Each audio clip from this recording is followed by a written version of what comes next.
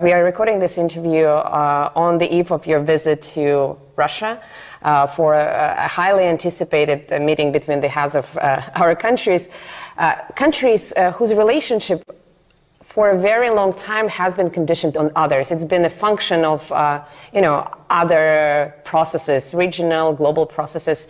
Do you think Russia and Pakistan have reached that point when they can deal with one another as, self-sufficient actors on a bilateral basis rather than, let's say, looking onto others? Well, let me just go back in history.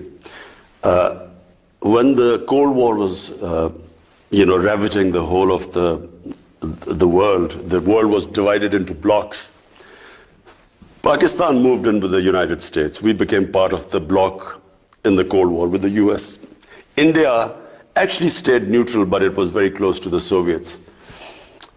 Now when I look back, I think initially Pakistan needed help because when we became independent, we were impoverished. There were millions of refugees in Pakistan. We needed help.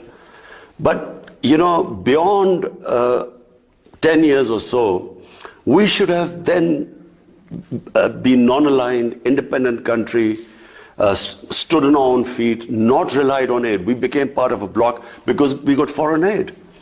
When you look back, foreign aid is a curse for a country because you do not fix your own systems, you do not raise your own revenues, you don't increase your exports.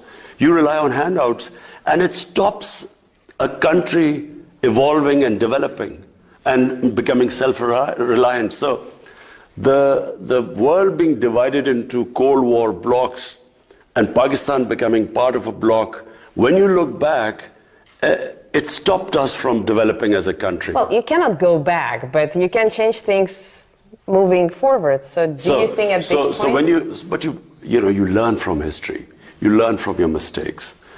You have to know how to take the knocks. I guess that's your motto in life, right? You cannot move forward in life until you learn from your mistakes.